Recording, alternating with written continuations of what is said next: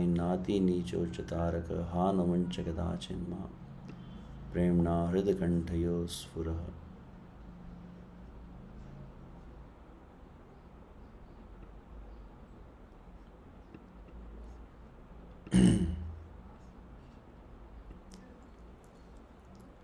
हरे कृष्ण। तो एक बार पुनः रूपानु विद्यापीठ द्वारा आयोजित हरिनाम चिंतामणि पाठ्यक्रम हम अध्याय 11 तक पूर्ण किए हैं। लगभग अंतिम 4 अध्याय है। अध्याय 12 को हम बाद में लेंगे और अध्याय 13 को पहले ले रहे हैं और इसको पूर्ण करके फिर 12 को चर्चा करेंगे, फिर 14 और 15। तो अंतिम 4 अध्यायों की चर्चा है और इन लगभग 11 अध्याय में हमने 9 अपराधों का श्रवण कर चुके हैं। तो अब ये 10वां अपराध और फिर प्रमाद, जो असावधानी पूर्वक नाम जप, वह एक रहेगा और फिर तदुपरांत सेवा अपराध और फिर भजन प्रणाली। ये 2 प्रमुख अध्यायों को निष्कर्ष में श्री चैतन्य महाप्रभु हरिदास ठाकुर के संवाद में उल्लेखित किया गया है। तो अध्याय 13 पद्म पुराण के शब्दों के अनुसार जिसका अहम मम भाव अपराध। तो अहम और मम ये भाव जो है, इसी को यदि कहा जाए तो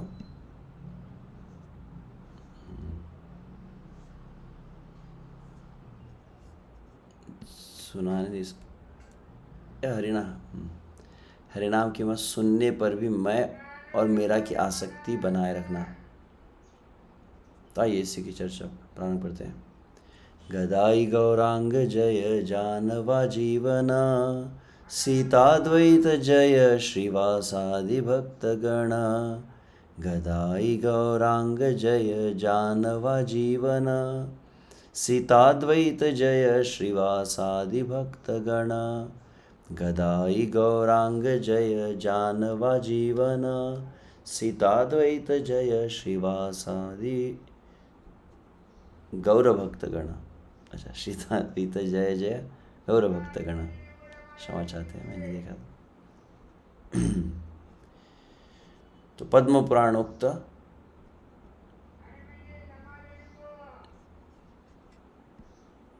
जो श्लोक है, मूल श्लोक, वह इस प्रकार से है। श्रुतेपि नाम महात्म्यः यः प्रीतिरहितो नरः, अहम ममादि परमो नाम्नि सोह्य अपराधकृत।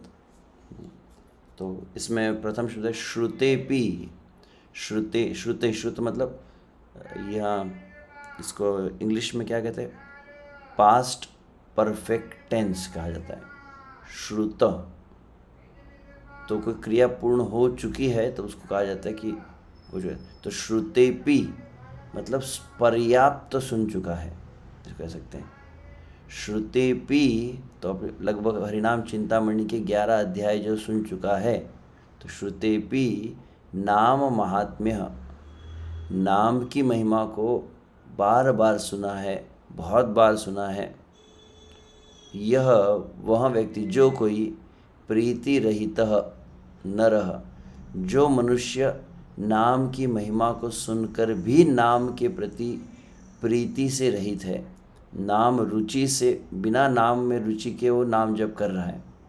तो नाम की महिमा सुनी है, परंतु जिसे शब्द हम प्रयोग करते हैं यांत्रिक जप कहा जाता है, मूलतः मैकेनिकल चैंटिंग आप कहेंगे। तो नाम की महिमा को सुन लिया परंतु फिर भी नाम के प्रति रुचि नहीं है, नाम में कोई प्रीति नहीं है, ऐसा नाम जप चल रहा है। और साथ में क्या है, अहम मम आदि। तो अहम मतलब मैं और मम मतलब मेरा। तो मैं मेरा, मैं मेरा। अहम मम आदि परमो नामनी सोह्यपराधकृत। इसको परमः सह अपराध, परम अपराध इसे कहा गया है। अनुवाद इसका, यदि कोई भगवान के दिव्य नाम की महिमा सुनने होना चाहिए, सुनाने कैसे लिखा गया है, सुनने के बाद भी भौतिकतावादी विचारधारा रखता है। तो भौतिकतावादी विचारधारा का अर्थ क्या, और सोचता क्या है कि मैं शरीर हूँ, इस शरीर से संबंधित सारी वस्तुएं मेरी है, और हरे कृष्ण महामंत्र कीर्तन के प्रति सम्मान तथा प्रेम प्रदर्शित नहीं करता, तो यह भी एक अपराध है। ट्रांसलेशन भी थोड़ा करेक्शन चाहिए, क्योंकि शब्द यहाँ पे परम अपराध कहा गया है, तो यह भी एक अपराध नहीं है, ये परम अपराध है। तो आइए इनको अब हरिदास ठाकुर के ही शब्दों में हम समझने का प्रयास करेंगे। प्रेमे गोद गोद हरिदास महाशय, शेष नाम नाम अपराध प्रभु पदे कय। प्रेम से गदगद हो चुके हरिदास ठाकुर, और अब शेष अंतिम नाम अपराध के विषय में वो श्री चैतन्य महाप्रभु के चरणों में निवेदन करते हैं।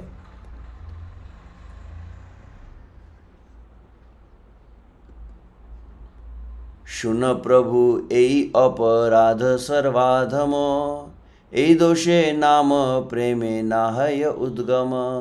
हे श्री चैतन्य महाप्रभु, मैं अंतिम अपराध के विषय में कह रहा हूँ, परंतु इस अपराध की कुछ विशेष, कुछ यूनिकनेस है, कुछ विशेष अद्वितीयता है। 9 अपराध से हटकर यह अपराध है। जिस प्रकार से अन्यत्र हम सुनते हैं, जहाँ मुझे स्मरण है, एक बार श्रीमान सच्चिदानंद प्रभु जी के मुख से हम सुने थे कि अधिकांशतः बाकी बातें हम समझ जाते हैं। कई बार हम देवताओं की आराधना को भी लगभग परित्याग कर देते हैं, हम गुरु के प्रति भी आदर करने लगते हैं, बहुत अधिक मतलब गुरु का अनादर आदि नहीं रहता है, शास्त्रों को भी पढ़ने सुनने लगते हैं, और साथ में मतलब अधिकांशतः अगर दीक्षा आदि हो गई है तो फिर कर्म कांड की भी संभावना थोड़ी कम रहती है, कि ऐसा नहीं कि वहाँ भी कर्म कांड आदि में लिप्त है, तो लगभग मैक्सिमम चीज़ें क्लियर हो जाती है। परंतु बोले 3 सबसे महत्वपूर्ण ब्लॉकेज कौन से हैं, या 3 अपराध जो बहुत काल तक चलते हैं, तो कौन से? 1, 7, 10, ये 3 कहे जाते हैं। प्रथम जो है उसकी प्रवृत्ति सहजता से नहीं निकलती है। 7 है जो भक्त लोग दीक्षा आदि प्राप्त करके दीर्घ काल तक साधन करने के बाद भी जो चीज़ रहती है, जिसके कारण एक्सपेक्टेड रिजल्ट, अपेक्षित जो परिणाम होना चाहिए, फल प्राप्त होना चाहिए, नहीं प्राप्त हो जाता है, और उसी श्रेणी में ये 10वां है। और इसके विषय में यहाँ पर हरिदास ठाकुर कह रहे हैं कि सुन प्रभु, हे महाप्रभु कृपया सुनिए, अपराध सर्व अधम, सबसे अधम कहा गया है। इसको क्या कहेंगे? सुपरलेटिव डिग्री, कंपेरेटिव सुपरलेटिव, सर्व अधम, सर्वोत्तम, नरोत्तम, पुरुषोत्तम, तो म लग गया मतलब वो लगभग टॉप मोस्ट कैटेगरी हो जाती है। तो अपराध सर्व अधम, सबसे अधम, सबसे निकृष्ट जो अपराध है वो यह है। यही दोष है। इस दोष का परिणाम क्या है? व्यक्ति नाम जप कर रहा है, कंठी आदि धारण कर लिया, साधना नियमित कर रहा है, परंतु नाम प्रेम ना है उद्गम। This is the greatest blockage for नाम प्रेम। नाम के प्रति प्रेम के लिए सबसे महत्वपूर्ण जो ब्लॉकेज है ये, वह यह है। यही दोषे नाम प्रेम ना है उद्गम। श्रीमद् भागवत में भी से कई स्थानों पर इस शब्द को बहुत अधिक उल्लेखित किया गया, जहाँ पर बताया गया है अहम ममेति। यहाँ पर कहाँ कहाँ आता है? एक तो भगवान कपिल देव जो कहते पुंसा स्त्रिय मिथुनि भाव तयो मिथो हृदय ग्रंथिम आहु अतो गृह क्षेत्र सुताप्तवित्तरि जनस्य मोहोयम अहम ममेति। वहाँ पर भी कहा गया है इस संसार में क्या होता है? पुंसा स्त्रिय मिथुनि भाव, स्त्री और पुरुष के बीच में जो मैथुनी भाव है, तयो पुंसा स्त्रियो मिथुनी भाव एतत् तयो समथिंग शब्द कोई वर्ड मिसिंग है। तयो हृदय ग्रंथि आहु कहा गया कि हृदय की सबसे प्रगाढ़ जो ग्रंथि है, सबसे स्ट्रांग बंधन जिसको कहा गया है, सबसे मजबूत जो बंधन होता है, कौन सा कहा गया? इस संसार में देहों का जो संबंध होता है, पुरुष और स्त्री के बीच जो संबंध बन जाता है, उसको कहा कि हृदय ग्रंथि सबसे मजबूत ग्रंथि है। और इस ग्रंथि का परिणाम क्या होता है? यह जब हो जाता है व्यक्ति, एक होता है, फिर जब दो मिल जाते हैं तो फिर अतः गृह, अतः मतलब पहले क्या हुआ? एक था, एक से दो हुए, दो होते बराबर क्या चाहिए? बोले फ्लैट चाहिए, अपना घर चाहिए, तो गृह। फिर next what is the sequence क्या था? मराठी में शब्द आता है एकटा जीव सदाशिव। तो पहले अकेला था, अच्छा था, एक से दो हुए, दो का क्या होता है? पहले फिर घर चाहिए, फिर गृह, क्षेत्र। क्षेत्र मतलब पहले के समय में लोग खेती करते थे अपने आजीविका के लिए, तो आजीविका का साधन, तो आप कहें नौकरी कहिए, बिजनेस कहिए, वो सभी क्षेत्र शब्द में आता है। तो अतः गृह, घर चाहिए, फिर नौकरी चाहिए, अतः गृह क्षेत्र, अतः गृह क्षेत्र सूत, और फिर हो जाते बच्चे, सूत, जो आपका सूत वसूल करते, ब्याज, सूत मतलब ब्याज भी है, तो आपका पूरा इंटरेस्ट वसूल करते रहते हैं, तो सूत। तो गृह क्षेत्र सूत आप्त, आप्त मतलब पहले बच्चे होते, फिर उसके बाद में रिश्तेदार, फिर समाज, फिर परिवार संबंधी, और उसके पश्चात आप्त, फिर वित्त, वित्त मतलब पैसा, धन। तो गृह क्षेत्र सूत आप्त वित्त, समझते हैं कैसे प्रारंभ हुआ? पुरुष स्त्री संबंध था, संबंध से घर, घर से फिर नौकरी, नौकरी बाद बच्चे, बच्चे के बाद संसार, परिवार, रिश्तेदार, और उसके बाद में पैसा, प्रॉपर्टी, इन्वेस्टमेंट, प्लॉट्स। तो जनस्य मोहो अयम अहम ममेति, अयम मोह, भगवान कपिल देव, माता देव से ये है इस संसार का जो मोह, जो बांध कर रख देता है अहम ममेति में।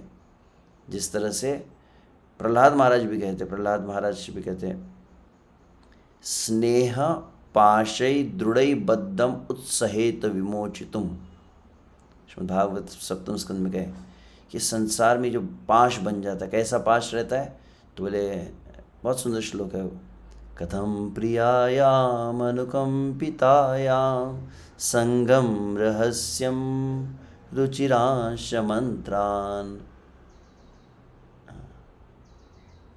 पितु शिशुनाम कलाक्ष, फिर से शब्द में से कलाक्षराणाम अनुरक्त चित्त, जहाँ पर कहते हैं कि कैसे इस संसार में व्यक्ति जब क्या हो जाता है, परिवार होता है, और परिवार में कहते हैं कथम प्रियायाम, जब वो ओ प्रिया प्रिया, तो प्रिया होती है, और उसके अंदर में कथम प्रियायाम अनुकंपितायाम संगम रहस्यम, एकांतिक जब वह संग प्राप्त होता है, वह एकांतिक संग, और एकांतिक संग में क्या होता है?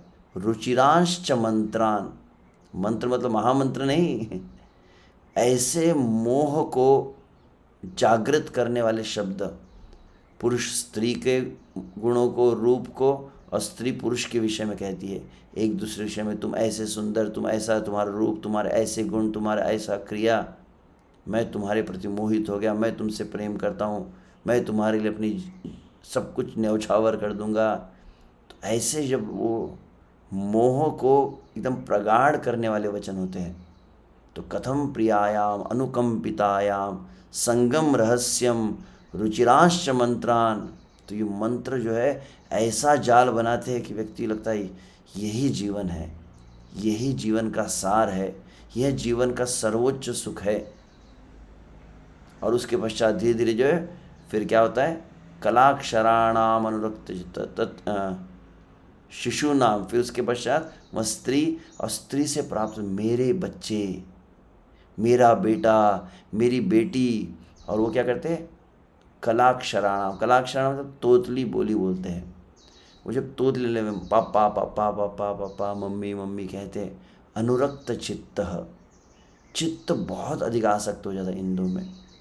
फिर उसके पश्चात जो है फिर अपना घर हो जाता है। मेरा मेहनत की कमाई है, मेरे खून पसीने की कमाई से बनाया हुआ घर है, तो मेरे घर के प्रति एक विशेष भावना रहती है, मेरी प्रॉपर्टी इसको हम सोचते हैं। फिर मेरा बंगला है तो फिर मेरी गाड़ी है। फिर पशु कहा गया है वहाँ पर, तो मतलब कुछ लोग अपने घर में पहले गाय रखते थे, या आजकल कुत्ते रखते हैं, या बिल्लियाँ रखी जाती है, जो भी हो। और इस तरह से वहाँ पर अंततः क्या कहते हैं, जस्ट नोट कहाँ है नेक्स्ट जो यह है श्रीमद् भागवतम अध्याय 7, नहीं स्कंद 7 है, अध्याय 5 है। को गृहेषु पुमान सक्तम आत्माना अजितेन्द्रिय स्नेह पाशे दृढ़बद्धम उत्सहेत विमुजितम। श्लोक संख्या 9, जहाँ पर कहा है को गृहेषु, गृहेषु घर में रहने वाला, पुमान मनुष्य, आसक्तम इस संसार में घर में रहना वाला जो आसक्त व्यक्ति है, आत्मानम अजितेंद्रिय जिसने मन इंद्रियों को श्री कृष्ण की सेवा में नहीं लगाया है, और श्री कृष्ण की सेवा में लगा जिसने इंद्रियों पर विजय प्राप्त नहीं की है, वो क्या होता है, स्नेह पाश। ये स्नेह का जो बहुत बहुत गहरी गांठ होती है, स्नेह पाश दृढ़ बद्धम, एकदम प्रगाढ़ जो बंधन है, उत्सहेत विमुचितुम, कौन उसको काट सकता है। और उसमें कहते हैं कौन अर्थ तृष्णा विसृजेत प्राणेभ्योपि इप्सितः यह कृण्यात् सुभी पृष्ठ तस्करो सेवको वणित। को तो पहली बात है कि स्नेह का पाश बहुत मजबूत है। फिर अर्थ तृष्णा, प्यास रहती है संसार में, पैसा चाहिए, प्रॉपर्टी चाहिए, ये चाहिए वो चाहिए, तो अर्थ तृष्णा विसृज्य। कौन इस संसार में पैसे की प्यास को त्याग सकता है। कैसी प्यास है, प्राणेभ्योप इप्सित कहा गया है, जान से ज़्यादा प्यारा है पैसा लोगों को। लोग जान दे सकते हैं उस पैसे के लिए। पैसा अगर अपना बैंक में अगर आग लग जाए तो व्यक्ति आग में प्रवेश कर जाएगा। और उस अर्थ को प्राप्त करने के लिए फिर वो यह कृण्या अशुभी प्रेष्ठ तस्करो सेवकोणी, वो चोरी कर सकता है, स्मगलिंग कर सकता है, कोई भी हद तक जा सकता है उस अर्थ की तृष्णा की तृप्ति के लिए। और तब वहाँ पर यह जो श्लोक हम कह रहे थे कथम प्रियाया अनुगम, तो श्लोक संख्या है 9, 10, 11, 12, 13। पुत्रान् स्मरस्तां द्रुहितृदय्या भ्रातॄन् श्वश्रुवा पितरौ च दीनौ गृहान् मनोज्ञो उपरिच्छदांश वृत्तिश्च कुल्या पृशुभृत्यवर्गान्। तो इस तरह से अलग बात है। फिर धीरे धीरे जो है पुत्र हो जाते हैं, फिर बेटी हो जाती है, फिर भाईजन होते हैं, फिर ससुर होते हैं, फिर साली होती है। इस तरह से धीरे धीरे वह, और फिर अपना व्यवसाय होता है, अपनी नौकरी होती है, अपनी गाड़ी होती है। तो यह सब होते होते कैसे हो जाता है, त्यजेत कोशस्कृद्वेहमान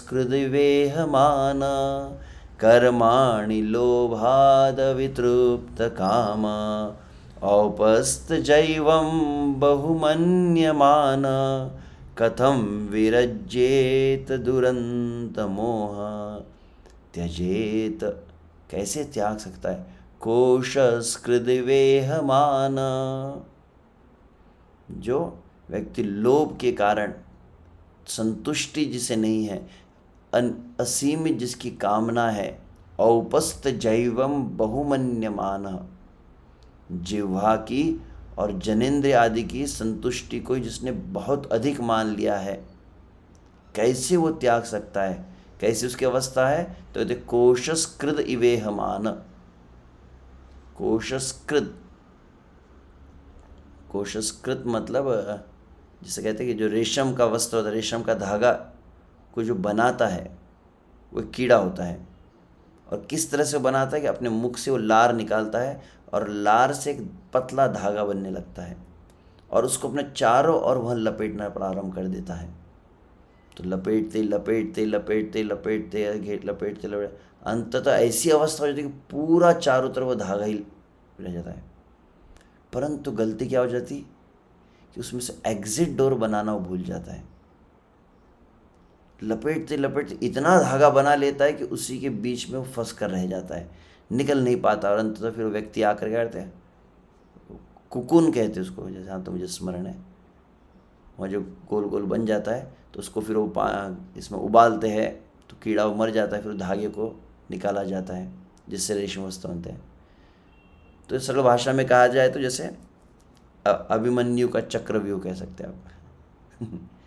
ऐसा घर बनता है, ऐसा संसार, ऐसा परिवार, पत्नी, बच्चे, नौकरी, व्यापार, पैसा, प्रॉपर्टी, गाड़ी, बंगला, करते करते करते करते ऐसा उलझ जाता है। मुझे स्मरण है एक बहुत प्रसिद्ध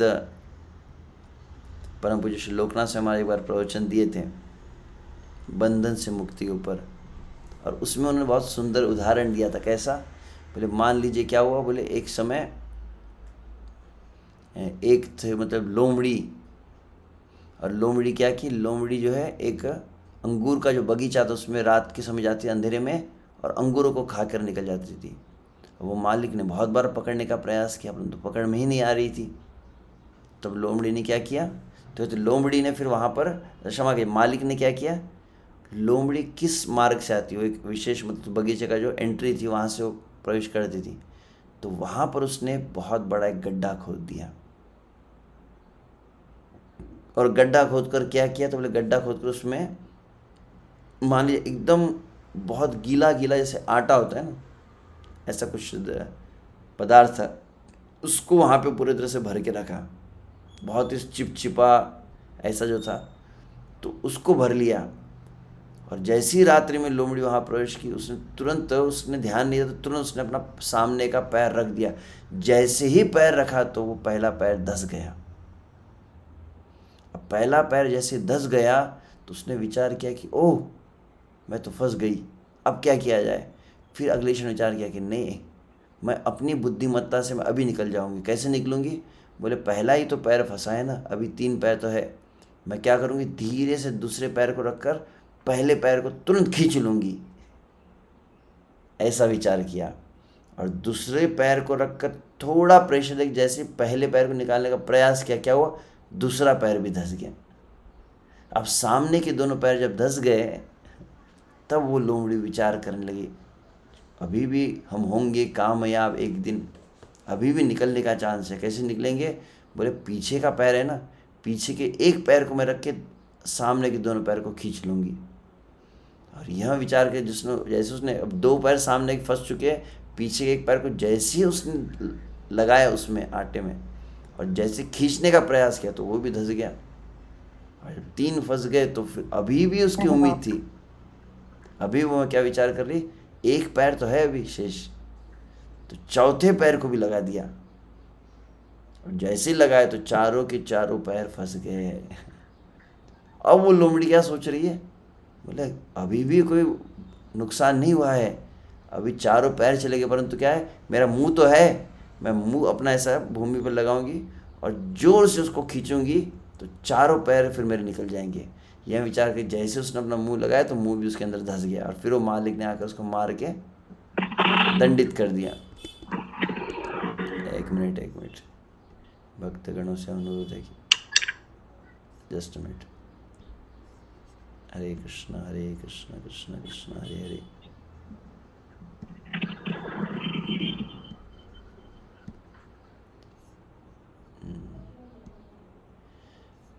ओके,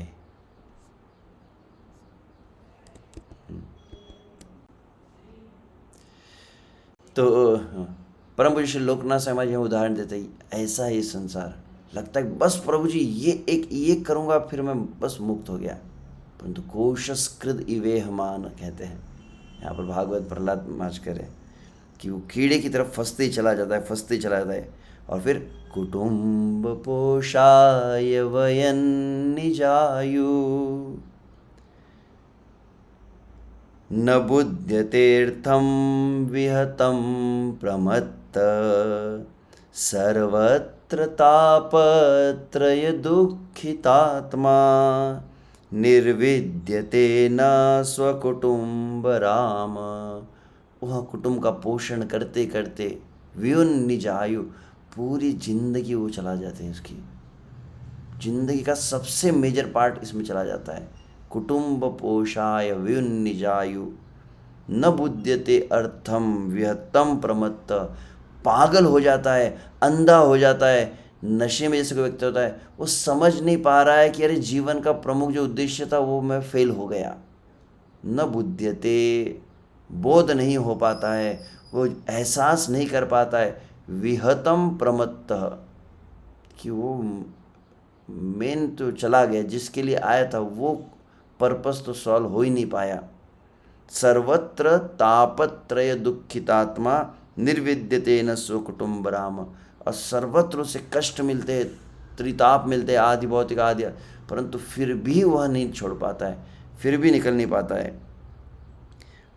तो इस तरह से वह 15-16 श्लोक में काफ़ी विस्तार से, तो जो भी हो, तो ये दो मुझे प्रसंग अचानक स्मरण हुए अभी। That was not in the shloka list, यहाँ पे आप जो देख रहे हैं, तो मुझे स्मरण हुआ कि एक तो भगवान कपिल देव ने कहा, और प्रहलाद महाराज के प्रसंग में इस संसार में यह जो इस संसार का बंधन है, इसको और सरल भाषा में कहा जाए तो और दो दृष्टांत।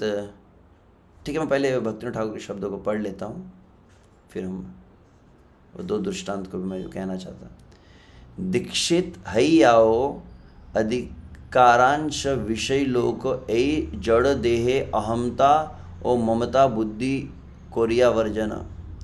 जब व्यक्ति दीक्षा आदि प्राप्त कर लेता है, उसके बाद उससे अपेक्षित है कि संसार विषय लोक, तो ये संसारी जो परिवार है, संसारी जो जीवन है, भौतिकतावादी जिसे है, और उसमें यह जो शरीर के प्रति क्या है, अहमता ममता, यह जो विचारधारा है, इसको बदलना की अपेक्षा की जाती है। अर्थात आप भगवान का नाम जप कर रहे हैं, भगवान की भक्ति कर रहे हैं, भगवान की भक्ति में आने के पहले, भगवान नाम जप करने के पहले, शिक्षा दीक्षा आदि प्राप्त करने के पूर्व आपका एक जीवन शैली थी। आप बहुत अधिक इसको, शरीर को आदर देते थे। शरीर का मतलब सौंदर्यीकरण, शरीर का पालन पोषण, फिर अपना परिवार, मतलब ये मेरा परिवार है, मेरी फैमिली है, ये मेरे बच्चे हैं, ये मेरे रिश्तेदार है। इसको कहते भौतिकतावादी विचारधारा। इसके पूर्व कई बार मैंने कहा भी है, शायद जो भक्त कभी आईडीसी कोर्स अटेंड किए उसमें मैं इस बात को कहता हूँ, भौतिकतावादी विचारधारा और आध्यात्म विचारधारा का क्या अंतर है। तो कहते हैं this body is all in all, this life is all in all, I am all in all, this world is all in all, and these relationships are all in all, and these activities are all in all। ये 6 भ्रांत धारणाएं होती हैं। कौन कौन सी? प्रथम है जो वहाँ पर कहा गया कि यह शरीर ही सर्वस्व है। इस शरीर के परे आत्मा के अस्तित्व आदि के बारे में विचार ही नहीं किया जाता है। तो शरीर सर्वस्व है, शरीर का पालन पोषण, शरीर का भरण पोषण, शरीर को खिलाओ, शरीर को पिलाओ, शरीर को अच्छे वस्त्र पहनाओ, शरीर केंद्र हो जाता है। यह जीवन ही सर्वस्व बन जाता है। ये जो वर्तमान है, 4 दिन की चांदनी फिर अंधेरी रात है, तो भस्मीभूतस्य देहस्य कुतो पुनरागमनो भवेत्। तो ये जो धारणा है कि शरीर खत्म हुआ तो सब खत्म है, तो जितना करना है इस जीवन में सब कुछ करो। इस जीवन के परे एक जीवन होता है, पुनर्जन्म होता है, आध्यात्मिक जीवन होता है, इसकी कोई समझ नहीं होती है। तो इसको बहुत अधिक इम्पोर्टेंस देते कुछ लोग इस लाइफ को। They take this life very seriously, they take this body very seriously. और उसके बाद में तीसरा जो भ्रांत धारणा कि ये जगत ही सर्वस्व है। ये दुनिया जो देख रहे हैं, दृश्य जगत जो है, ये अमेरिका है, ये रशिया है, तो ये दिल्ली है, तो ये दुनिया की चकाचौंध है, ये ही सब कुछ है। परंतु श्री कृष्ण जैसे गीता में कहते हैं परस्तस्मात् भावोन्यो व्यक्तो व्यक्ता सनातन, इस जगत से परे एक सनातन जो सर्वस्व नाश होने के पश्चात भी जो सदा बना रहता है, शाश्वत धाम है, उसकी कुछ जानकारी नहीं थी। तो ये दुनिया को सब कुछ मानते हैं, ये जीवन को सब कुछ मानते हैं, इस शरीर को सब कुछ मानते हैं। और चौथी भ्रांत धारणा मैंने कही, मैं ही सर्वस्व हूँ, संपूर्ण ब्रह्मांड का एकमेव केंद्र बिंदु मैं हूँ। I am the centre of the whole creation. जितना कुछ हो रहा है सब मुझे खुश करने के लिए होना चाहिए, लोगों ने मुझे खुश करने के लिए सब कुछ व्यवहार करने चाहिए, सभी प्रकार की परिस्थितियाँ मैं जैसा सोचता हूँ वैसा होना चाहिए। परंतु हम केंद्र नहीं हैं, श्री कृष्ण केंद्र है। तो यह जो धारणा है चौथी। और पांचवी मैंने जो कही, संसार में जो संबंध होते हैं ना, ये मेरी पत्नी है, ये मेरा माँ है, मेरे बच्चे हैं, इसको बहुत अधिक लोग महत्व देते हैं। परंतु क्रमशः अंततः आध्यात्मिक धारणा इसके विपरीत क्या है कि वास्तविक देह संबंध से परे आत्मा का नित्य संबंध श्री कृष्ण के साथ है, और वास्तविक वही संबंध है। यह तो क्या है, जिस प्रकार से ये मान्यता है, ये संबंध वास्तविक है नहीं। किसको बोलते नहीं, मेरा माँ, मेरे पिता, आत्मा के थोड़ी है, ये नश्वर देह से जुड़े हुई चीज़ ना। तो परम पूज्य श्री राधा गोविंद स्वामी महाराज बहुत सुंदर बतलाते हैं कि ये संबंध माने गए हैं। कृष्ण के साथ संबंध को मानना थोड़ी है, कृष्ण के साथ रियल संबंध है, आत्मा का रियल संबंध है भगवान के साथ। परंतु शरीर के संबंध मान्यता पर है। पहले जन्म हुआ तब तक, जन्म से लगभग 20 साल तक तो कोई संबंध था नहीं, अचानक क्या हुआ तो विवाह संस्कार हुआ और बन गए मेरी पत्नी। तो बचपन से वो मेरी पत्नी नहीं थी ना, और मृत्यु के उपरांत भी वो नहीं रहेंगे। तो संबंध जो है समस्त काल में, समस्त परिस्थिति में, समस्त स्थानों पर बना नहीं रहता है, तो वो परमानेंट रिलेशन है भी नहीं, और आत्मा का तो कोई कनेक्शन है ही नहीं उस संबंध से देखा जाए तो। और अंततः छठवीं जो धारणा हुई कि ये शरीर सर्वस्व है, ये जगत सर्वस्व है, ये जीवन सर्वस्व है, मैं सर्वस्व हूँ, इस संसार के संबंध सर्वस्व है। और इस जीवन में हम जो कार्य करते हैं, घर के पालन पोषण, नौकरी करना, बिजनेस करना, व्यापार करना, शरीर के केंद्र में रखकर, परिवार को केंद्र में रखकर जितनी क्रियाओं को किया जाता है, यह सर्वस्व है। This material activities are all in all. परंतु यह तो केवल इस साधन रूपी शरीर के मेंटेनेंस वाले कार्य हैं। मूलतः आत्मा का कोई सरोकार नहीं इन क्रियाओं से। आत्मा का जो वास्तविक कार्य कौन सा है, वो श्री कृष्ण की नित्य सेवा। अब ये जो बेसिक अंडरस्टैंडिंग यहाँ पर अभी मैंने जो बताई, जब हम भक्त बन जाए तो we need to change our understanding. हमारा दृष्टिकोण, हमारी विचारधारा परिवर्तन अपेक्षणीय है। ऐसा नहीं कि भक्ति में आने के पश्चात भी वही प्रभु जी मेरे बच्चे, मेरा परिवार, इस तरह की धारणा नहीं चाहिए। तो इसी बात को यहाँ पर हम चर्चा करेंगे। ठीक है, अब आज एक्सप्लेनेशन ज़्यादा दे दिया, let we read the thing. जो व्यक्ति पवित्र भगवान नाम का जप करता है, यदि वह इंद्रिय तृप्ति की ओर अत्यधिक आकृष्ट होता है, वह अपनी भौतिक देह को मैं और मेरा के रूप में सोचेगा। ऐसे व्यक्ति का भक्ति के मार्ग से पतन हो जाएगा। यहाँ पर कहा गया, ठीक है, पढ़ लेना। वह व्यक्ति जो गर्वित होकर सोचता है मैं एक ब्राह्मण हूँ, मैं एक वैष्णव हूँ, मैं एक राजा हूँ, यह मेरा शरीर है, ये मेरा घर है, ये मेरे बच्चे हैं, पोते पोती है, नाती नातनी है, यह मेरी संपत्ति है, ये मेरे अनुयायी है, ये मुझ पर आश्रित है, वह पवित्र भगवान नाम की आराधना उचित रूप से नहीं कर पाएगा। उसका अपराध बहुत बड़ा है। थोड़ा बहुत पर मैंने ज़्यादा जोर दे दिया। पवित्र भगवान नाम के प्रति शरणागत होने वाला व्यक्ति ऐसा अपराध नहीं करेगा। तो यहाँ पर जो मैं दो प्रमुख बातों को जो कह रहा था, इसके पूर्व जो कहने वाला था, सबसे प्रसिद्ध जो दृष्टांत है जिसको हम सदैव सुनते हैं, कौन सा? श्रील भक्ति सिद्धांत सरस्वती महाराज का।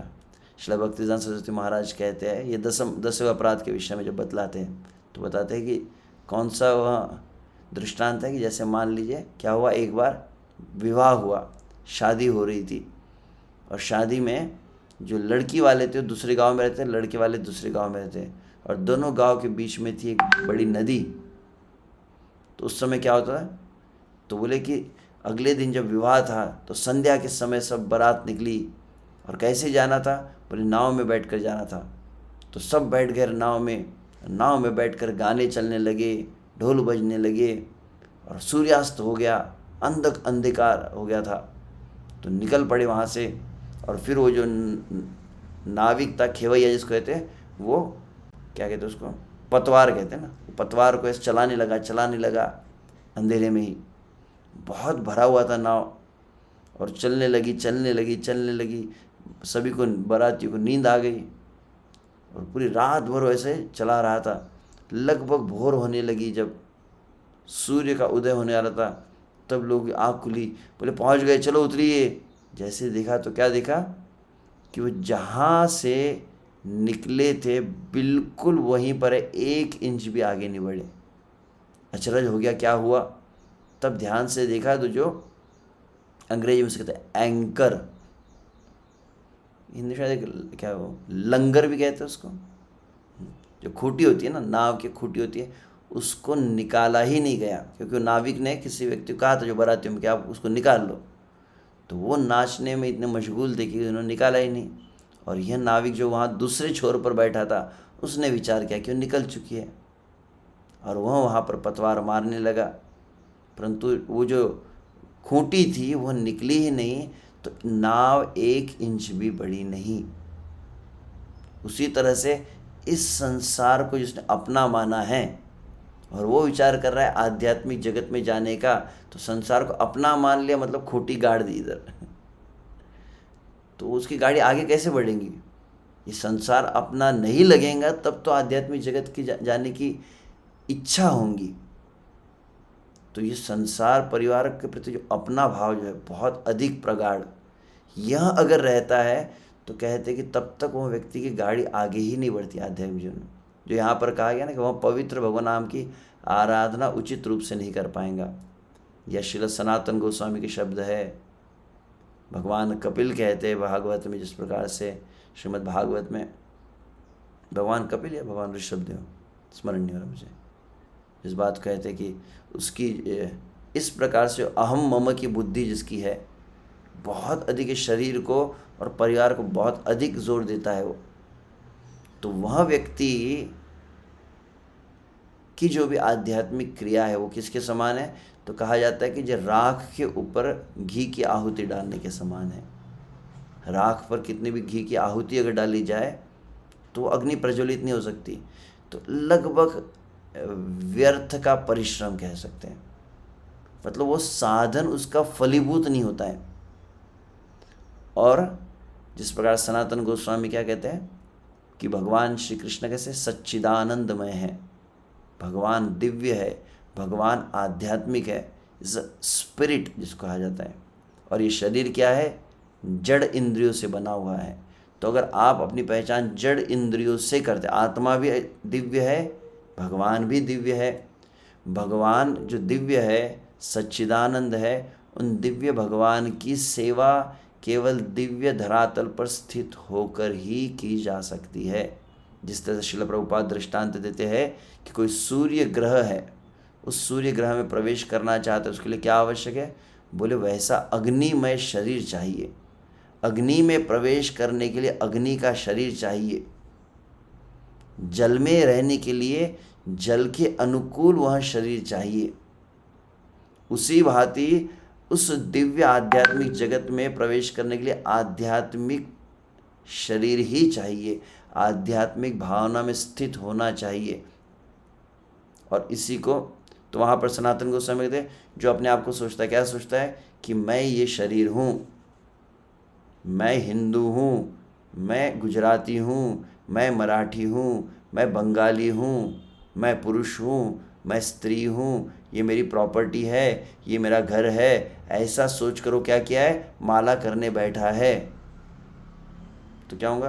तो कहा जाता है जो देहात्म बुद्धि, अहम मम बुद्धि में जो स्थित है, वो जो कुछ श्री कृष्ण को सेवा अर्पण करता है, श्री कृष्ण कोई भी सेवा को ग्रहण ही नहीं करते। श्री कृष्ण तक वो सेवा पहुंचती ही नहीं, जिसको सरल भाषा में कहा जाए तो रॉन्ग नंबर। पहुंच ही नहीं रहा है वहाँ तक, एक्सेस ही नहीं हो रहा है। आप जितना भजन कर रहे हो वहाँ तक पहुंच नहीं पा रहा है, क्योंकि देहात्म बुद्धि है। इसीलिए आप देखेंगे जो भगवान की सेवा जब आप करते हैं, तो भगवान की सेवा में सबसे प्रथम कार्य कौन सा होता है? आप भगवान की कोई भी सेवा करने तो सबसे प्रथम कार्य कौन सा है? बोले सबसे प्रथम कार्य होता है भूत शुद्धि। भूत शुद्धि मतलब अस्तित्व को पवित्र करना। भूत मतलब भूत प्रेत नहीं, भूत मतलब अस्तित्व। अस्तित्व को शुद्ध करना अत्यंत आवश्यक है। अस्तित्व को शुद्ध करना, इसका अर्थ क्या हुआ? आपका अस्तित्व क्या है? हम आत्मा हैं। आत्मा का स्वरूप क्या है? वो श्री कृष्ण का नित्य दास है। तो आपका अस्तित्व जो है, आप आत्मा है, श्री कृष्ण नित्य दास है, इसकी विस्मृति होना और किसी अन्य वस्तु के साथ ही अपनी एक आइडेंटिफिकेशन, अपना परिचय बनाना, कि शरीर ये परिवार को ही अपना मान लेना, इसको कहा जाता है अस्तित्व की सबसे बड़ी अशुद्धि। आप भूल ही गए आप कौन है। कल्पना कीजिए एक साधारण नन्हा बालक है और वो अगर मन में विचार कर ले, क्या विचार करता है? कि मैं स्वर्ग की अप्सरा उर्वशी हूँ। तो नन्हा सा बालक है, पुरुष स्त्री, कितना बड़ा भेद है। भूतल पर रहने वाला स्वर्ग की अप्सरा है। वास्तविक देखा जाए तो हम जैसे प्रथम अध्याय में इस बात को चर्चा की थी, जब माया कृत शरीर पाइल, भगवान की माया किस प्रकार की अविद्या को निर्माण करती है, और शरीर का परिचय के साथ हम अपनापन जैसे बना लेते, अपने असली परिचय को भूलकर। तो अपने असली परिचय को भूलकर इस संसार में परिचय बना है, वहाँ परिचय को पकड़कर अगर आप साधना करते तो बोले साधना ग्रहण नहीं की जाती। तो भूत शुद्धि क्या किया जाता है? तो भूत शुद्धि का मंत्र कहा जाता है, ना हम विप्रो न च नरपति नापि वैश्यो न शूद्रो ना हम वर्णी न च गृहपति नावनस्थो यतिर्वा किंतु प्रोद्यन निखिल परमानंद पूर्णामृताब्दे गोपीर्वर्तुर्पद कमलयोर्दास दासानुदास। जहाँ पर भगवान श्री चैतन्य महाप्रभु इस प्रार्थना को सबसे पहले भगवान के समक्ष जाकर कहते हैं। भगवान की कोई भी सेवा, यहाँ तक कि नाम जब भी करना है, साधना करना है, कोई भी आपकी सेवा श्री कृष्ण को अर्पण करने से सबसे पहले ये श्लोक कहा जाता है, ताकि हम श्री कृष्ण की सेवा के योग्य बन सके। तो क्या कहा जाता है? न अहम, मैं नहीं हूँ, मैं ब्राह्मण नहीं हूँ, मैं क्षत्रिय नहीं हूँ, मैं वैश्य नहीं हूँ, मैं शूद्र नहीं हूँ, मैं ब्रह्मचारी नहीं हूँ, मैं गृहस्थ नहीं हूँ, मैं वानप्रस्थ नहीं, मैं सन्यासी नहीं, मैं पुरुष नहीं, मैं स्त्री नहीं, मैं तो गोपियों का भरण पोषण करने वाले, गोपियों का वर्ण करने वाले गोपीनाथ श्री कृष्ण के दास के दास के दास का दास हूँ। ये अपने आप का पहचान को बनाकर फिर शुरू किया, who am I, and then you need to do any activity. इसीलिए श्रील प्रभुपाद भी हम देखते हैं, श्रील प्रभुपाद ने कृष्ण आंदोलन का प्रचार किया। सर्वप्रथम बात जो प्रभुपाद जी की है, कोई भी व्यक्ति को श्रील प्रभुपाद ने सबसे पहले क्या किया है? बोले ये प्रभुपाद ने शब्द का प्रयोग नहीं किया, परंतु अब यहाँ पर इतना सा हमने सुना है, इससे हम आसानी समझते हैं। श्रील प्रभुपाद सबसे पहला कार्य क्या किए? श्रील प्रभुपाद जिस किसी को प्रचार के सबसे पहले श्रील प्रभुपाद ने उनकी भूत शुद्धि ही की है। You are not this body, you are not this body, तुम ये शरीर नहीं हो, तुम ये शरीर नहीं हो, तुम श्री कृष्ण के दास हो, तुम श्री कृष्ण के धाम से आए हो, ये जगत तुम्हारा नहीं है। प्रभुपाद के वाक्य मतलब क्या थे? तो प्रभुपाद के वाक्य भूत शुद्धि मंत्र कहा जाता है। श्रील प्रभुपाद ने आपकी पहचान आपको असली पहले रियलाइज करवाई, who am you, who we are, हम कौन हैं। और उसके बाद श्रील प्रभुपाद हरे कृष्ण महामंत्र कीर्तन है, भगवान की सेवा है, ये सब बातें। यह कंसेप्ट, ये फाउंडेशनल जो वायरस है, ये नहीं निकलता। आप क्या करते? बोले राधे राधे, श्री वृंदावन धाम की जय, बहुत भजन गा रहे, सब कुछ कर रहे, परंतु मेन अगर चीज़ है, हम श्री कृष्ण के हैं, श्री कृष्ण के साथ हम नित्य संबंध है, इस बात पर जब तक कन्विंस नहीं होंगे तो बोले आपकी साधना जो है वो उसका रिजल्ट ही नहीं मिलने वाला है। तो उसी बात को यहाँ पर कहा जा रहा है। ओके, अब हम केवल पढ़ेंगे, अब एक्सप्लेनेशन को कम करें। अन्य नय अपराध करिया वर्जन नामे ते शरणापत हईबे सज्जन। अन्य 9 अपराधों को वो वर्जन कर चुका है और नाम की शरण ग्रहण किया है। नामे ते शरणापन्न शब्द है, शरणापन्न, नाम के शरण ग्रहण की है, नाम के प्रति वह शरणागत हो चुका है। अभी शरणागत शब्द जैसे आए तो हरिदास ठाकुर शरणागत शब्द को समझा रहे हैं। किसे कहते हैं? भगवान के शरणागत होना, श्री कृष्ण की शरणागति ग्रहण करना, नाम की शरण में जाना। भगवान श्री कृष्ण कहते ना, सर्वधर्मान परित्यज्य माम एकम शरणम व्रज। भगवत गीता का अंतिम जो निष्कर्ष है पूर्ण शरणागति, समस्त धर्मों को त्याग करके श्री कृष्ण की शरणागति ग्रहण करना। और कई लोग बोलते हैं, विश्व से कई ऐसे बड़े बड़े कथाकार होते हैं, क्या कहते हैं? बस भगवान की शरण में रहो, शरणागति ही सबसे प्रमुख है, शरण में जाओ। तो शरण में जाओ का मतलब क्या होता है? शरणागति क्या कोई भावुकता है कि मन की कोई कपोल कल्पित धारणा है कि मैं श्री कृष्ण की शरण में हूँ? बोलते श्री कृष्ण की शरण में हूँ, परंतु शरण शब्दों को ही तो नहीं समझे। तो शरणागति क्या है यह समझना अत्यंत आवश्यक है। तो हरिदास ठाकुर यहाँ पर शरणागति के विषय में बतला रहे हैं। षडविध शरणागति सर्वशास्त्रे कयो, विस्तारित बोलिते आमार साध्य नय। समस्त शास्त्र शरणागति के विषय में जो कहते हैं, समस्त शास्त्रों में षडविध शरणागति बतलाई गई है। शरणागति केवल भावुकता नहीं है, it's not just some mental imagination, some practical demonstration जिसे कहेंगे। केवल एक कोई मन की कल्पना नहीं है, यह वास्तविक कुछ कृति है। शरणागति मतलब क्या? तो कुछ क्रियाओं को किया जाता है। विस्तारित तो बोली थे अमार साध्य है, डिटेल में चर्चा नहीं कर पाऊंगा मैं, तो विस्तार से कहना मेरे लिए संभव नहीं है। तब हरिदास ठाकुर आगे कहते हैं, संक्षेपे चरणे तव कौरी निवेदन, आनुकूल्य संकल्प प्रातिकूल्य विसर्जन। अब उनको संक्षेप में निवेदन करते हैं। प्रथम आनुकूल्य संकल्प नंबर 1, प्रातिकूल्य विसर्जन नंबर 2, कृष्ण रक्षा कौरी बुद्धि पालक भावन नंबर 3 क्या है? कृष्ण रक्षा करी बुद्धि, श्री कृष्ण मेरा रक्षण करेंगे। चौथा पालक भावन, कैसी भावना? कृष्ण ही मेरा पालन पोषण कर रहे हैं। फिर 5 निज दिन बुद्धि, निज दिन बुद्धि, अपने प्रति क्या भावना है? अत्यंत दैन्यता की भावना। और आत्मनिवेदन, और छठवा कौन सा है? आत्मनिवेदन। तो इन 6 बातों को अब संक्षिप्त में हरिदास ठाकुर के शब्दों में समझेंगे। भक्तुन ठाकुर इसकी टीका में कहे, आनुकूल्य संकल्प जीवन जापन व्यापारे जे विषयटी भक्तिर अनुकूल तहाय मात्र स्वीकार करिबो। पहला शब्द क्या था? आनुकूल्य संकल्प।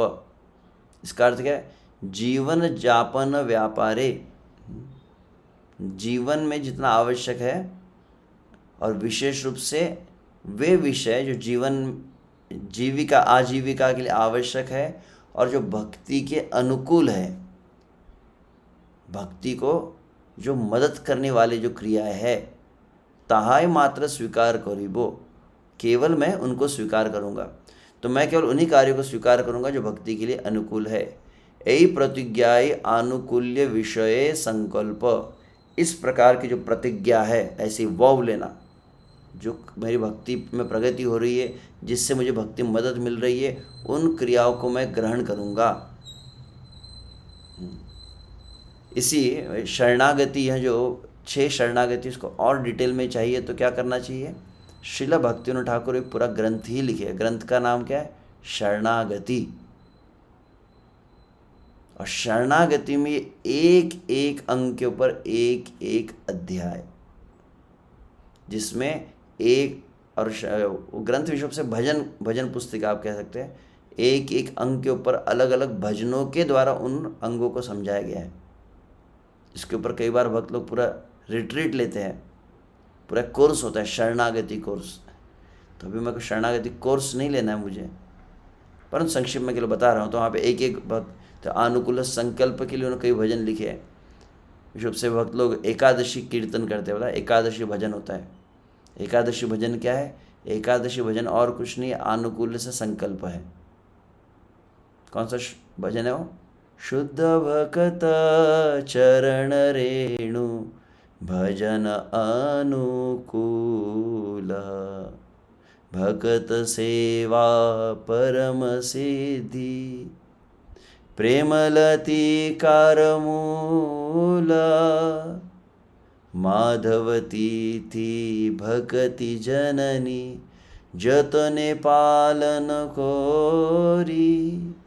वहाँ पूरा भजन क्या है? पूरे भजन में श्री कृष्ण की भक्ति के लिए अनुकूल कौन कौन सी क्रिया है वो बताया गया। तो शुद्ध भक्तों के चरणों की धूल, भक्तों की सेवा, एकादशी तिथि, तीर्थ यात्रा, कीर्तन, तुलसी सेवा, कृष्ण प्रसाद, क्या क्या चीज़ें भक्ति के लिए अनुकूल है, सबकी लिस्ट बनाएगी उसमें। और अंततः उसमें क्या कहते हैं? भक्ति विनोद कृष्ण भजने अनुकूल पाए जाहा, प्रति दिवसे परम सुखे स्वीकार को रोए ताहा। क्या कहते हैं? भक्ति विनोद कृष्ण भजने अनुकूल पाए जहाँ। भक्ति ठाकुर श्री कृष्ण के भजन के लिए जो जो कुछ अनुकूल है, प्रति दिवसे प्रतिदिन परम सुखे बहुत ही प्रसन्नता के साथ स्वीकार करो तहाँ, उनको स्वीकार करता है। तो शरणागति का प्रथम भाग जो हुआ कि जो कुछ अनुकूल है उसको ग्रहण करता है अपने जीवन में, इससे प्रगति होंगी। भक्तों का संग करने से प्रगति होंगी। तो मैं क्या करूँगा? मैं प्रतिदिन भक्तों का संग करूँगा। भगवान नाम जप से प्रगति होंगी तो मैं भगवान नाम का जप करूँगा। भागवत को श्रवण करने से प्रगति होंगी तो क्या करूँगा? प्रतिदिन भागवत को पढ़ूँगा। तो अनुकूल लगभग श्रील भक्ति ठाकुर ने एक भजन में कहा है, और कहा जाए तो श्री रूप गोस्वामी भक्ति रसामृत सिंधु में, सनातन गोस्वामी हरि भक्ति विलास में समस्त प्रकार की क्रियाओं को बताया जो भक्ति को पोषण करने वाले, भक्ति का वर्धन आदि करने वाली क्रियाएं हैं। तो इन सबको जो स्वीकार करता है ये हो जाएगा अनुकूलस्य संकल्प। और इसमें एक पॉइंट आप ऐड करना तो कर सकते हो, कौन सा है? उपदेशामृत का श्लोक नंबर 3, उत्साह निश्चया धैर्य तत्तत्कर्म प्रवर्तनात् संग त्यागो सतो वृत्ति षड्वीर भक्ति प्रसिद्धति। जो भक्ति में तुरंत आपको बढ़ाती है, ऐसे 6 क्रिया बताइए, वो भी किस में आ जाएगा? अनुकूल से संकल्प में। आगे वे कहते, जे विषय भक्ति प्रतिकूल होय तहाँ दूर कोरिबे। और भक्ति के प्रतिकूल जो चीज़ है उसको मैं तुरंत दूर कर दूंगा। वो असत संग त्याग, यही वैष्णव आचार। सबसे पहले प्रतिकूल में एक शब्द आता है असत संगति जो है। फिर 4 नियम आदि हम जो करते हैं, नशा नहीं करना, व्यभिचार आदि नहीं करना, मांस भक्षण है, और झूठ असत्य भाषण है, असत संग है।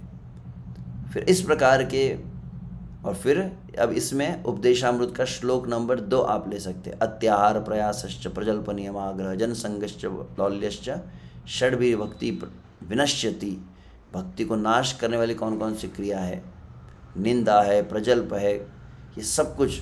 तो जो कुछ भक्ति के लिए प्रतिकूल है, जो भक्ति को ब्लॉक करेगा, भक्ति को कम कर देगा, वह समस्त क्रियाओं का मैं त्याग कर दूंगा। फिर भक्ति को रोकने वाला कोई भी अगर मेरे रास्ते में काटा आया तो उसको मैं बाहर दूर कर दूंगा। भक्ति के मेरे मतलब प्रोग्रेस को कोई चीज़ रोकनी नहीं चाहिए। तो ऐसा जब संकल्प होता है प्रतिकूलस्य वर्जनम, तो यही प्रतिज्ञा ही प्रतिकूल्य विसर्जन। इस व्रत के साथ व्यक्ति भक्ति के लिए प्रतिकूल कार्यकलाप का अस्वीकार कर देता है। तो इसी को श्री चैतन्य महाप्रभु चैतन्य चरितामृत में बतलाया है, और सनातन गोस्वामी हरि भक्ति विलास में इसका उल्लेख किया है। तो ये मूलतः ये श्लोक है जो आप देख रहे हैं।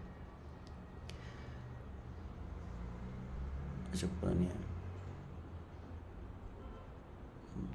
अनुकूलस्य संकल्प प्रतिकूलस्य वर्जनम रक्षिष्यति विश्वासो गोप्तृत्वे वर्णम तथा आत्मनिक्षेप कार्पण्य षड्विधा शरणागति।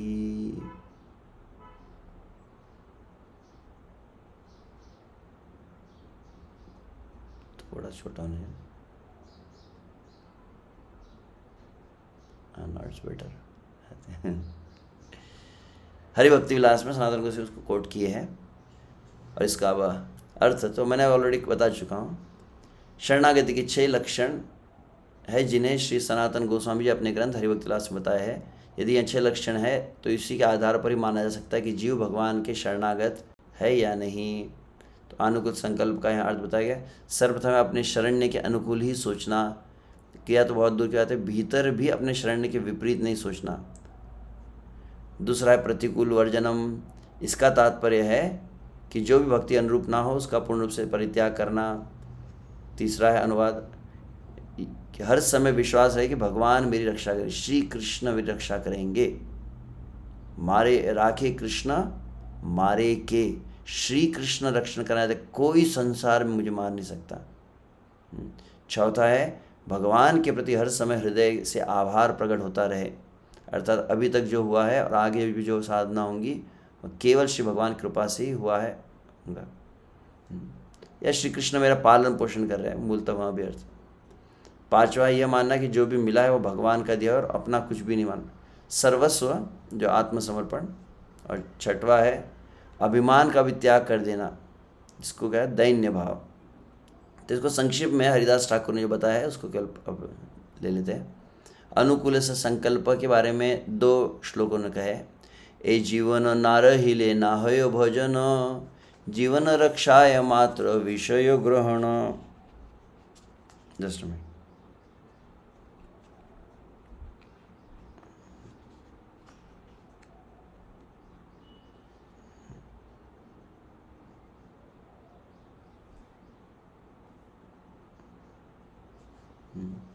ए जीवन ना रहिले ना है भजन, मतलब ये शरीर हमको मिला है और शरीर के द्वारा तो हम भजन कर रहे हैं। अगर ये जीवन नहीं रहेगा, ये शरीर नहीं रहेगा तो मैं भजन नहीं कर पाऊंगा। अतएव जीवन रक्षाय मात्र विषय ग्रहण, तो संसार को कितना ग्रहण करना है, जिसको श्रील प्रभुपाद अंग्रेजी में अनुवाद करते हैं, just to keep the body and soul together, शरीर और आत्मा को साथ में बनाए रखने के लिए, आत्मा शरीर से निकल न जाए। शरीरम आद्यम खलु धर्म साधनम, भगवत प्राप्ति का सबसे प्रधान साधन कौन सा है, तो शरीर है। तो शरीर को मेंटेन करने के लिए इसको मेंटेनेंस कहा जाता है।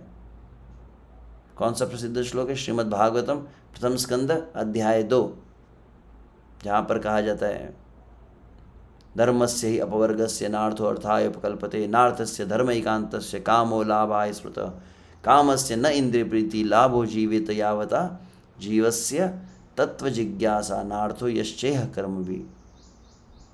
जीवन किस लिए है, जीवन इंद्रिय भोग के लिए नहीं है। कामस्य न इंद्रिय प्रीति लाभे जीवोत यावता कहा गया। इस संसार में कामनाओं को ग्रहण करना है, कामना को मतलब भोजन ग्रहण करना है, अलग अलग इंद्रियों से इंद्रिय विषय को ग्रहण करना है, परंतु किस लिए ग्रहण करना है और किस लिए नहीं ग्रहण करना है। तो कहते कामस्य न इंद्रिय प्रीति, इंद्रिय भोग के लिए कामनाओं को ग्रहण, विषय को ग्रहण नहीं करना है। कामस्य न इंद्रिय प्रीति लाभो जीवित यावता, जीवित रहने के लिए जितना विषय ग्रहण करना है। जिस तरह से शंकराचार्य कहते हैं कैसे भोजन को किया जाए, तो शंकराचार्य शब्द है क्षुधा व्याधि चिकित्सिताम।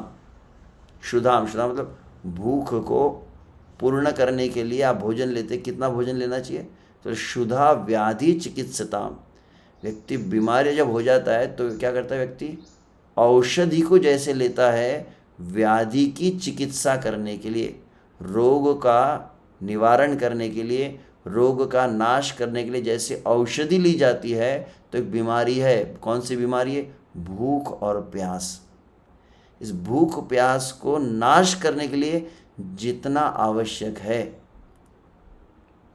उतना ग्रहण करें, ऐसा कहा जाता है। तो कामस्य न इंद्रिय प्रीति, इंद्रियों को तृप्त करने के लिए कामना को पूर्ण नहीं करना है। किस लिए करना है? लाभो जीवित यावता, जीवित रहने के लिए, केवल जीवित रहने के लिए जितना विषय वो ग्रहण करे। अच्छा, जीवित किस लिए रहना है? जीवस्य तत्व जिज्ञासा न अर्थ यश्चेह कर्म भी। और जीवित रहना है श्री कृष्ण के साथ अपना जो संबंध है उसको स्थापित करने के लिए, श्री कृष्ण की सेवा के लिए ही जीवन है। तो ये श्लोक मैंने क्यों लिया? इस बात को समझाने के लिए। जीवन रक्षाएं मात्र विषय ग्रहण, तो लाभो जीवित यावता। तो ये जीवन ना रहिले ना हो भजन, जीवन रक्षाएं मात्र विषय ग्रहण। सरल शब्दों में कहा जाए तो सिंपल लिविंग। भजन के लिए आवश्यक जो है सरल करिया मन, जीवन को सरल बनाना है, मन को सरल बनाना है, तो आप श्री कृष्ण में आपका चित्त लग पाएगा।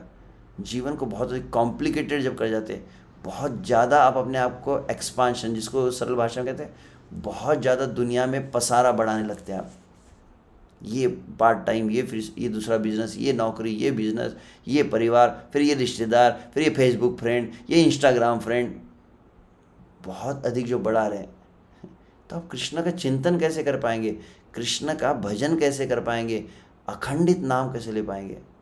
तो बहुत अधिक संसार में इन चीज़ों को बढ़ाना नहीं है। तो अनुकूल से संकल्प, जितना भक्ति के लिए आवश्यक है उतना ही संसार से ग्रहण करें।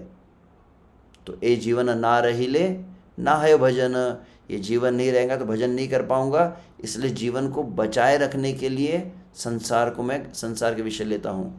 ये बेसिक प्रिंसिपल है। भक्ति अनुकूल ये विषय अनुक्षण, ताहे रोचमान वृत्ति जीवन यापन। तो भक्ति के लिए जो विषय अनुकूल है, जैसे भोजन करना है तो क्या करते हैं हम?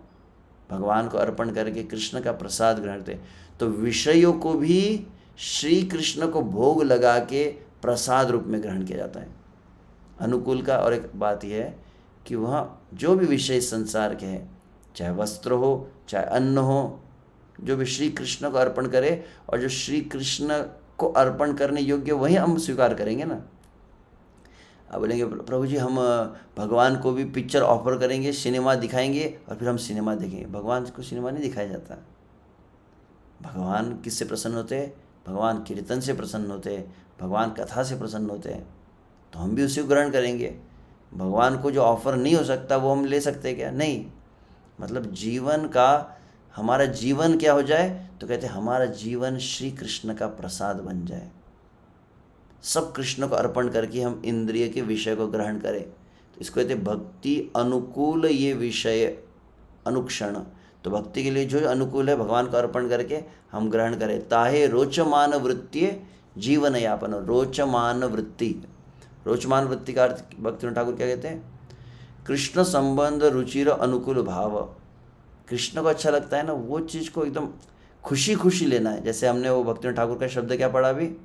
भक्ति विनोद कृष्ण भजने अनुकूल पाए जहाँ, प्रति दिवसे परम सुखे।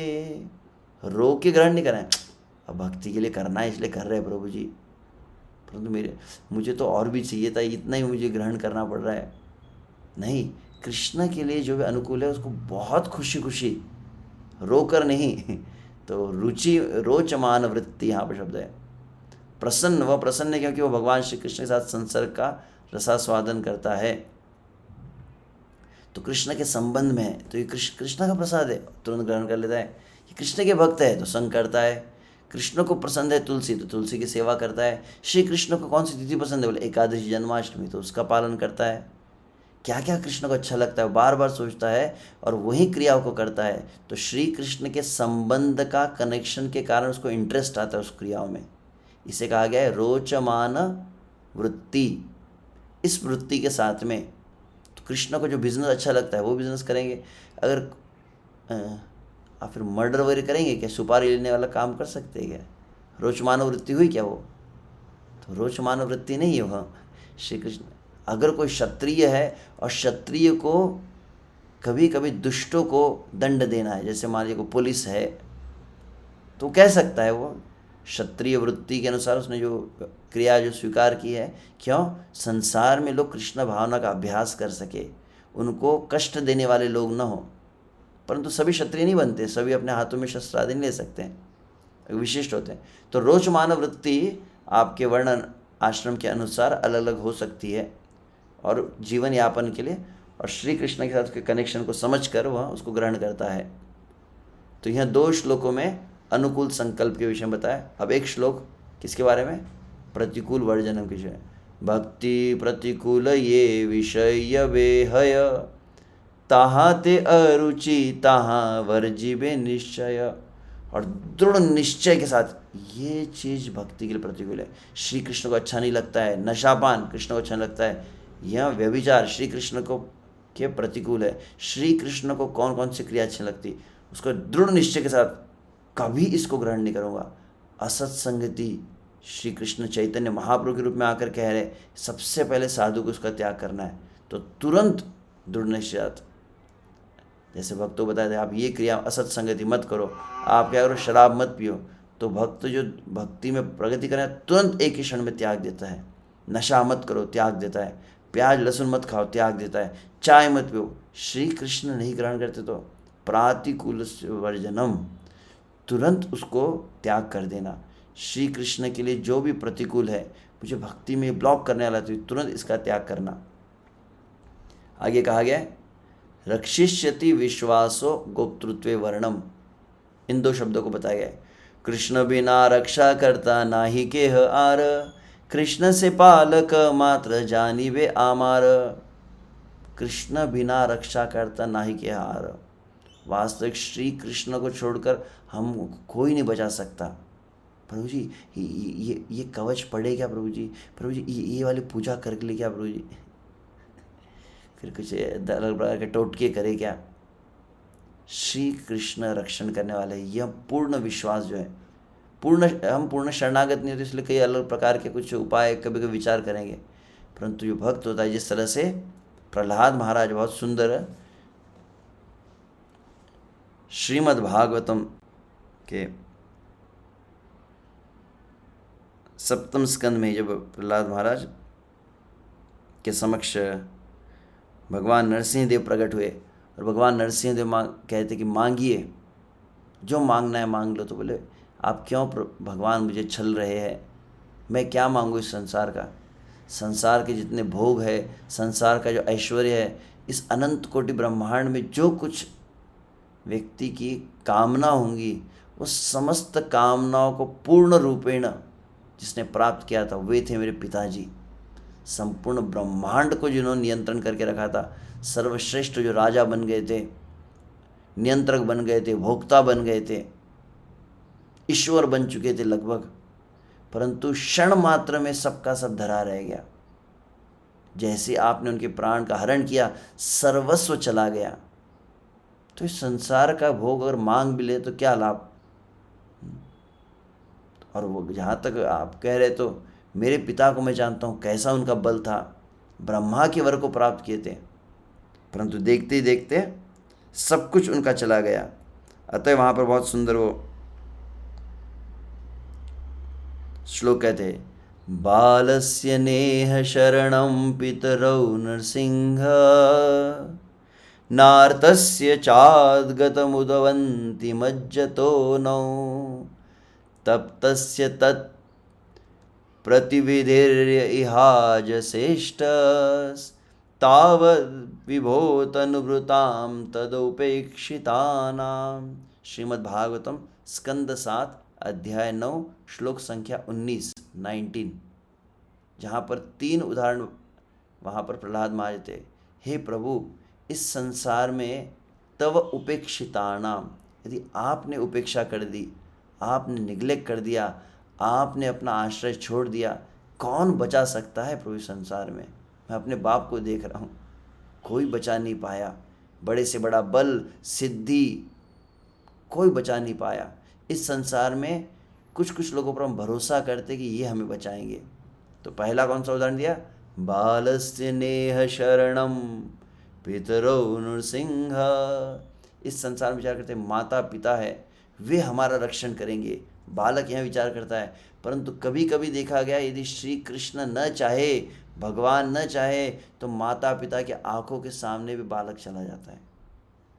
केवल देखते रह जाते हैं, वहाँ कुछ भी नहीं कर पाते, असमर्थ रहते हैं।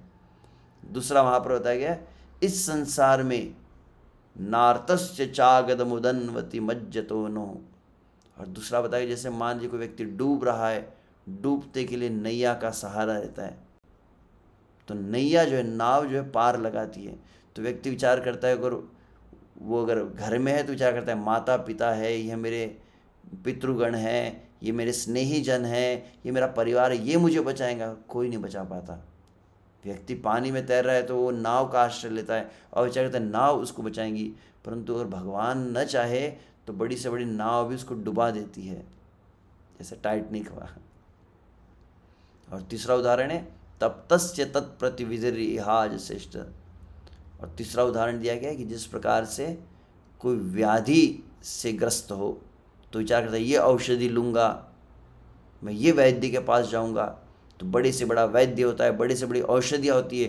परंतु यदि श्री कृष्ण न चाहे तो समस्त औषधियाँ, समस्त वैद्य जो है वह फेल हो जाते हैं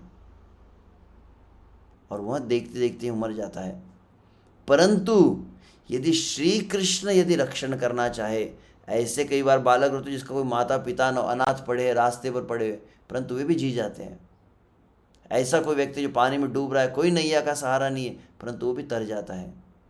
ऐसे कई बड़े बड़े भयंकर रोग से ग्रस्त होते, कोई औषधि नहीं, कोई वैद्य नहीं, परंतु कृष्ण चाहे तो उनका भी रक्षण हो जाता है। तो उस प्रकार से कृष्ण बिना रक्षा करता नाही के हार। वास्तविक श्री कृष्ण ही पूर्ण रूपेण में रक्षण करेंगे। यह है तीसरी बात। और कृष्ण से पालक मात्र जानी वे आमार, कहा गया कि श्री कृष्ण जैसे कहते हैं योगक्षेम वहाम्यहम अनन्यश्चिन नहीं नित्यो नित्यानाम चेतनश्चेतनानाम एको बहुनाम यो विदधाति कामान। भगवान कौन है? अनंत जीवों में भगवान वे विशेष है जो एको बहुनाम यो विदधाति कामान। एक परम भगवान है, अनंत अनंत जीव है, अनंत कोटि ब्रह्मांड में, आध्यात्मिक जगत में, भौतिक जगत में समस्त जीवों का पूर्ण रूपेण पालन पोषण व्यवस्था को जो बनाए है वे परम भगवान है। पूरा भगवान का प्लान है, अनंत अनंत काल तक समस्त जीवों का पालन पोषण करने का अरेंजमेंट सिस्टम भगवान बना के रखे। तो अनंत कोटि ब्रह्मांड का पालन कर रहे हैं, समस्त जीवों का पालन कर रहे हैं। उसमें यदि कोई श्री कृष्ण का भजन करने लगे, क्या उसको कुछ अभाव हो सकता है? भगवान कहते हैं उसके समस्त अभावों को मैं पूर्ति कर देता हूँ। तो यह फुल कॉन्फिडेंस रखे कृष्ण मेरा पालन पोषण करेंगे। और विशुद्ध से यहाँ रक्षण और पालन में ध्यान रखना चाहिए, केवल शरीर और इस जीवन से संबंधित नहीं है, आत्मा का, आध्यात्मिक जीवन का रक्षण करते। श्री कृष्ण भक्तों के भजन का रक्षण करते हैं और भजन का पालन पोषण करते हैं। क्योंकि अब ये सब कहेंगे तो कई बार लगेंगे प्रभु जी, कई बार कुछ भक्त तो बहुत गरीब भी दिखाई देते हैं। तो शब्दों को समझना आवश्यक है। वास्तविक भगवान रक्षण के, भगवान उसकी भक्ति को रक्षण करते हैं, भगवान उसके भजन का पोषण करते हैं भक्तों के द्वारा।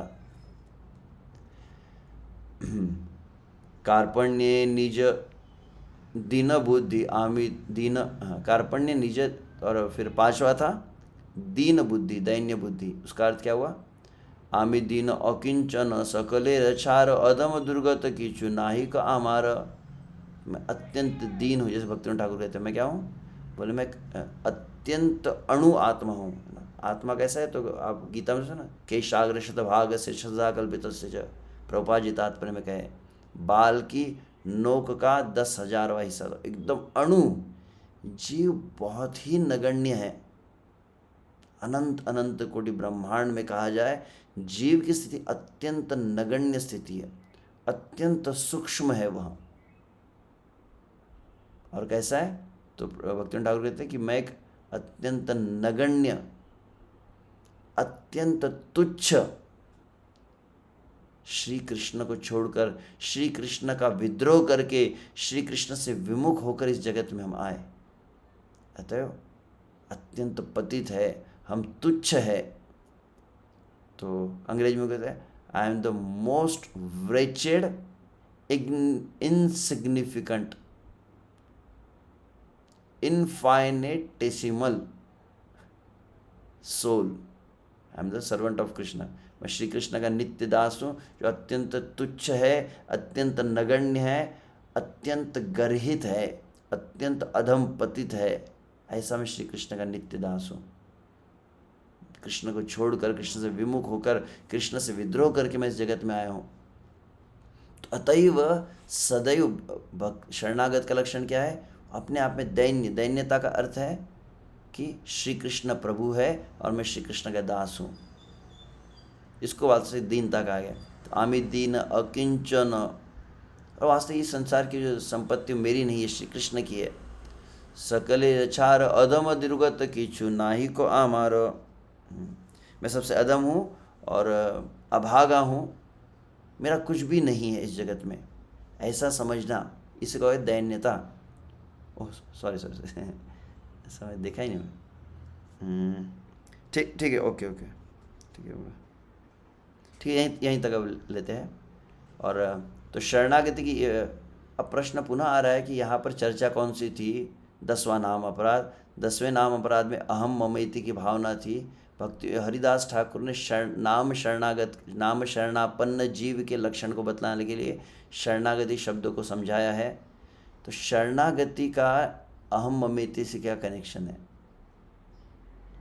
क्योंकि शरणागति का अंतिम भाग जो नहीं कह पाया मैं, जिसको हम कर लेंगे, और वह है आत्मनिवेदन।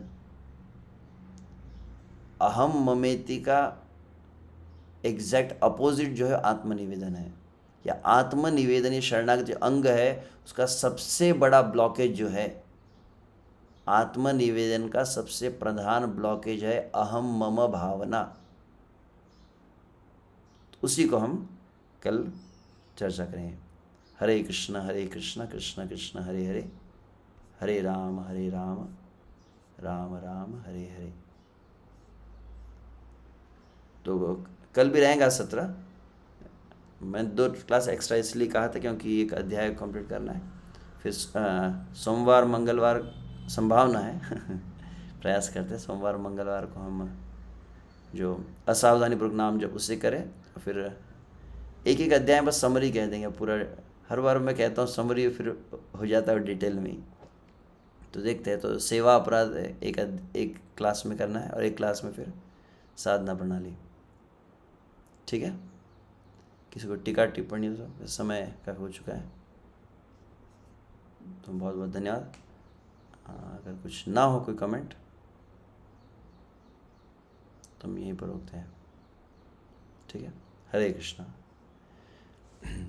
श्री हरिनाम चिंतामणि की जय। नामाचार्य श्रील हरिदास ठाकुर की जय। जगत गुरु श्रील प्रभुपाद की जय।